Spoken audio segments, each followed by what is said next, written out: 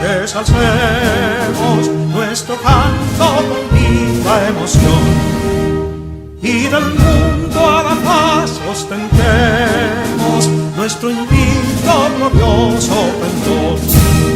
Salve el pueblo que intrépido y fuerte a la guerra a morir se lanzó, cuando en bélico reto de muerte sus cadenas de esclavos rompió.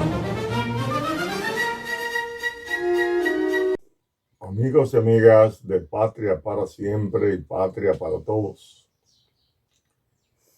hoy vamos a compartir con ustedes algunas ideas acerca de los todavía muy mencionados resultados de estas elecciones municipales del pasado 18 del corriente mes, pasado domingo.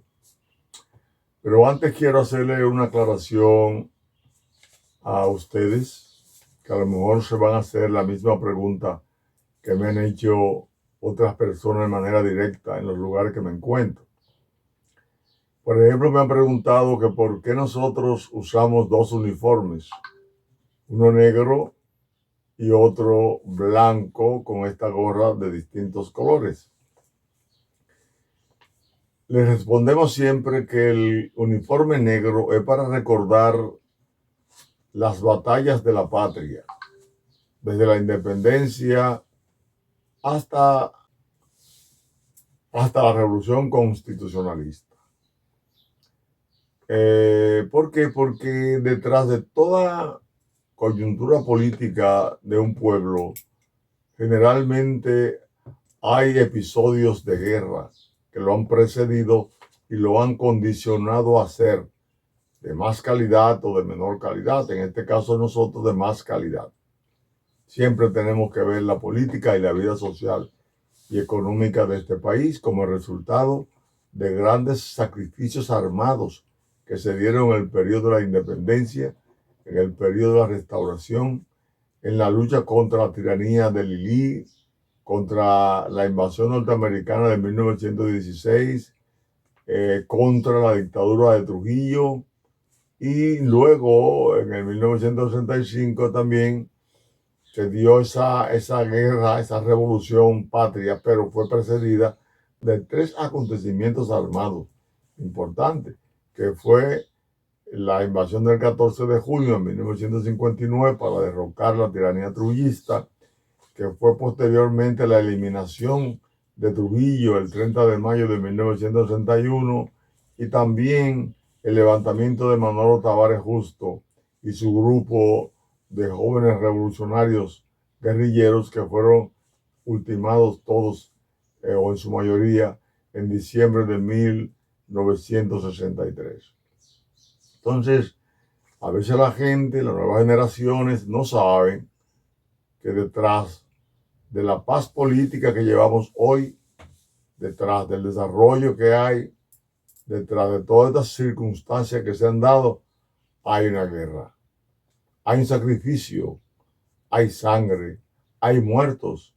Y los hombres de principios y valores patrios de hoy tienen que recordarlo. Recordarlo para entonces enmendar sus actos. No creerse que el país le corresponde a él en su proyecto particular. En materia política no debe haber proyecto particular, sino el proyecto nacional, un ideario nacional que envuelva realmente las aspiraciones de los grandes héroes y mártires para tener un país mejor. Esa es una de las explicaciones que le podemos dar a las personas que nos preguntan. Y cuando le hablamos de este uniforme donde tenemos una camisa franela blanca, la gorra, pantalones negros, los pantalones negros y la camisa blanca es para no divorciar el pasado del presente. Y la parte blanca es para hablar de la paz que merecemos. Una paz que solamente la podemos mantener en la medida en que nosotros nos hagamos acompañar de los preceptos, valores constitucionales y de nuestras leyes en todas las acciones políticas. Recordando, por ejemplo, el artículo 6 de la Constitución de la República, que plantea que toda persona u órgano que ejerce potestades públicas tiene que respetar la Constitución por ser la norma suprema y fundamento jurídico del Estado dominicano, entendiendo que todo lo que sea contrario a esa Constitución, en términos de leyes, decretos, reglamentos, resoluciones o actos, son contrarios a ella y por tanto son nulas. Entonces nosotros abogamos para que todo el que vaya a hacer un análisis en términos políticos incluya la Constitución y los valores históricos que nos han dejado los grandes hombres y mujeres que se han sacrificado por las circunstancias que hoy vivimos. Esa es la respuesta que le doy, a veces un poquito más extendida, otras veces más corta, pero por ahí van las cosas. Por eso hoy vamos a continuar analizando los resultados de las últimas elecciones en función de los valores que encierra la Constitución y las leyes, en función del legado de la historia. En esa dirección vamos a tener nosotros que hacer una comparación entre por qué la mayoría de resultados electorales le favorecieron al gobierno y por qué le desfavorecieron a la oposición. Y para ello vamos a tener que utilizar el origen de cada uno y desarrollo. Por ejemplo, al partido de gobierno le favoreció más, primero porque está en el gobierno, pero segundo porque llega al gobierno sobre una base que ha sustentado, que es la lucha contra la corrupción.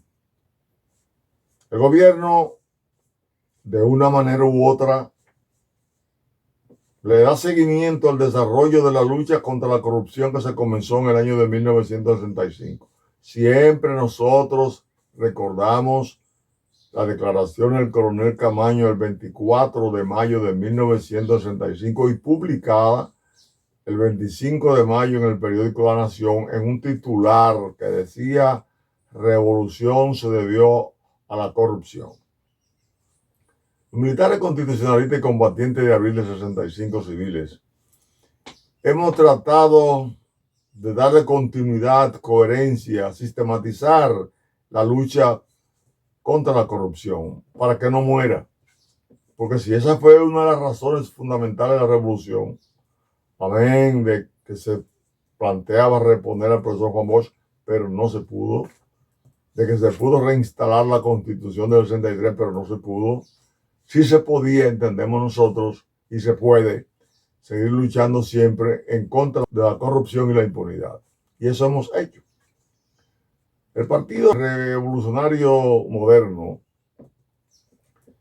al encontrarse con esa lucha y hacerla suya, la trabajó en la campaña política para ganar el poder y derrotar al PLD.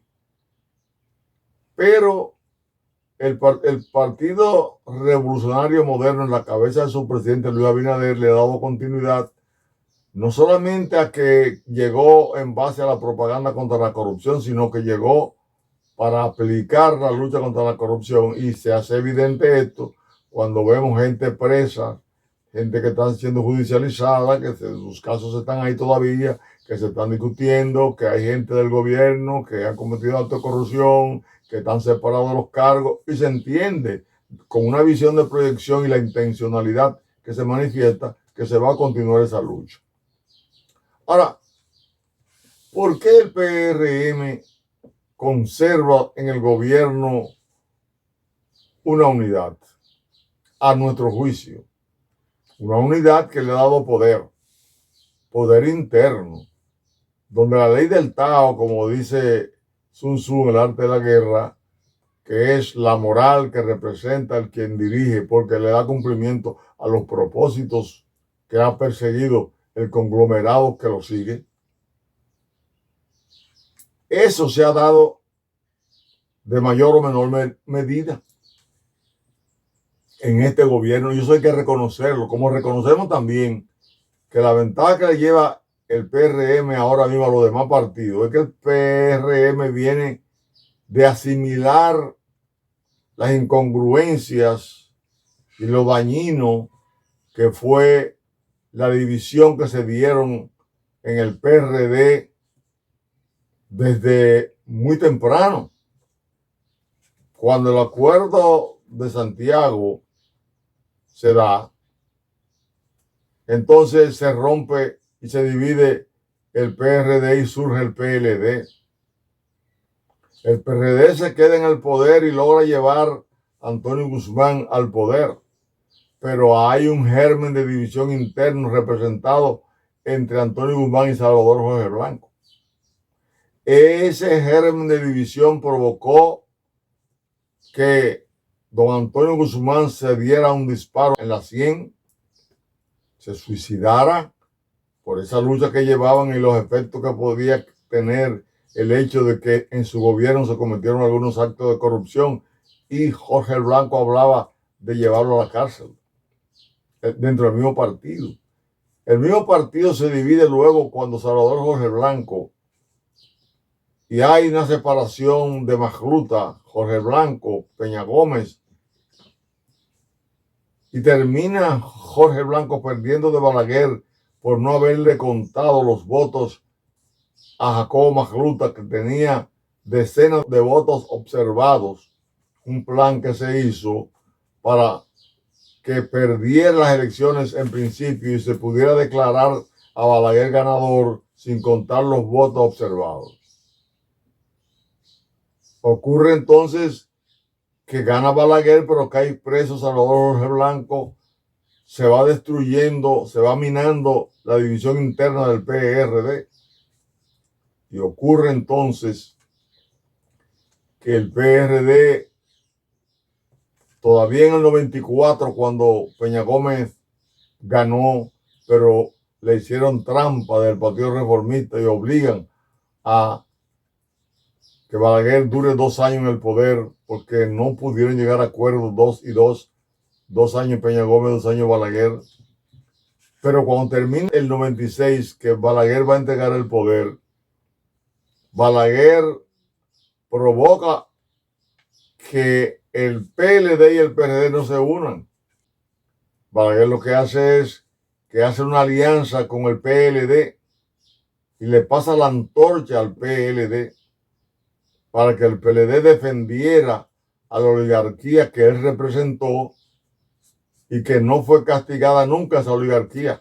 Esa oligarquía le dio golpe de Estado al profesor Juan Bosch en el 1963 e impide que la revolución constitucionalista triunfe llamando a los norteamericanos y se instala de nuevo 12 años con Joaquín Balaguer a la cabeza e impide ser castigada en el 1978 porque le quitó 4 senadores al PRD.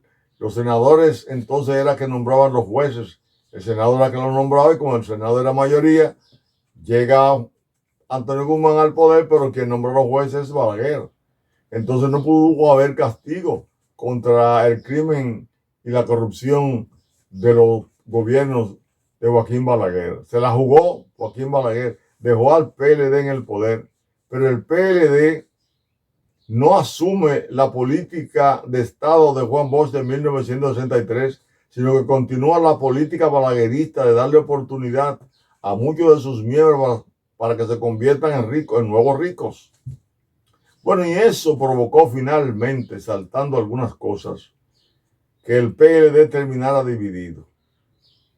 Terminó dividido. Entonces, mientras el PLD pierde las elecciones por divisiones internas y va a la oposición y continúa dividido, no se puede pensar que le va a ganar a un PRM que viene de asimilar las divisiones internas del PRD y termina entonces en el poder asumiendo la posición que desde Bosch se había mantenido, que era la lucha contra la corrupción y que se acentuó a partir del estallido de abril. Entonces surge con una base sólida, con un proyecto sólido, mientras que entonces la oposición no tiene un proyecto sólido. Se pasan los 4 años divididos, no oyen ningún tipo de consejo en el sentido de que había que hacer una reflexión interna y determinar los errores que cometieron y ellos autocriticarse por la corrupción que habían cometido. Eso no lo hicieron, sino que comenzaron a hacer campaña desde un principio. Ni siquiera respetaron la ley de partido ni la ley de orgánicas de la Junta Central Electoral. Se lanzaron una campaña que no hubo quien lo parara, una campaña para rescatar un prestigio perdido. El prestigio político lo habían perdido porque salieron desacreditados por la corrupción. Entonces, hoy no se pueden hacer argumentos que tengan una falencia tan clara. No hay justificación que no sea que cometieron actos de corrupción contrario al pensamiento de Juan Bosch, se vincularon a Balaguer, terminaron entonces en la oposición divididos y siguieron divididos hasta las elecciones. Todavía se quieren unificar hoy para mayo y le va a ser muy difícil hacerle comprender al pueblo que van a volver a hacer otro gobierno distinto al que hicieron. El pueblo tiene derecho también a resentirse y a manifestarse de distinta manera. Una manera de esa fue un castigo a la corrupción y no le dieron el voto. Hay que buscarlo por ahí. Nosotros aconsejamos que vayan a la Constitución siempre, todos que vayamos. Aconsejamos que vayamos a la Constitución. Por ejemplo, si las elecciones se van a hacer en febrero de cada 4 años, el legislador fue sabio y puso las elecciones en febrero para que hiciéramos reflexión histórica de valores y principios históricos, para presentar programas y candidatos que se correspondan con los mejores principios exhibidos en nuestra historia. Y por eso vemos nosotros que se señala la fecha de febrero para las elecciones de los candidatos a dirigir los municipios, mayo para elegir los candidatos a la presidencia, febrero es el mes de la patria. Todo lo que es independencia, restauración, pero mayo es el mes del ajusticiamiento de Trujillo, del rescate, de cruzar el puente hacia la democracia con el ajusticiamiento de Trujillo. Entonces, cuando nos vamos al artículo 274 de la Constitución de la República, vemos que se establece en su párrafo número 1 que el 24 de abril se juramentarán los ayuntamientos. El 24 de abril es el tercer acontecimiento más importante en la historia de la democracia en República Dominicana. La Constitución es una guía para que nosotros hagamos conciencia del papel que tenemos que desarrollar en cada momento de la historia nuestra, en cada elección. La razón por la cual el artículo 142 de la Constitución establece que los cargos públicos deben ser ocupados por mérito y profesionalización. Por favor, nosotros pedimos al liderazgo político que no analice la derrota desde el punto de vista de su proyecto particular, que lo analice desde el punto de vista de esa visión que tiene la Constitución y la historia dominicana, para que encuentren las raíces fundamentales de los errores que cometieron, a los fines de que no terminen en un abismo sin retorno. Es muy duro haber sido joven brillante, luchadores de distintos partidos que se ganan un espacio público y que después lo pierden cayendo en algunos errores que señalaremos en una próxima entrega. Esos errores se pueden vencer auxiliándose siempre de la Constitución y la historia. Por favor, vamos a ver si concluimos el por qué el gobierno sacó más votos que la oposición. Hagamos un esfuerzo y replanteemos ahora qué vamos a hacer de ahora en adelante para en mayo tener resultados confiables en base al mandato de la Constitución de la República y, sobre todo, al mandato de la historia. Vamos a trabajar ya. Si se sigue cacareando esto mucho, los partidos van a perder tiempo y no van a poder hacer sus alianzas para participar en las elecciones de mayo. Y pueden perder su dignidad política y pueden ser más castigados uno u otro. El que más se equivoque va a ser castigado, porque el voto es para elegir las nuevas autoridades también y para castigar al que debe de perder. El próximo lunes nosotros vamos a tomar el tema de la historia de las divisiones políticas en República Dominicana. Y vamos a comenzar desde Colón hasta hoy. Si no terminamos el lunes, seguimos haciéndole ese humilde aporte desde este rincón que nos han dejado para trabajar en favor del país. Vamos a continuar dedicándoselo al mes de la patria. Si nos pasamos algún día, se lo seguimos dedicando porque la patria es siempre. Hasta el próximo lunes, si Dios quiere. Dios los bendiga y los ilumine a todos. Abrazos.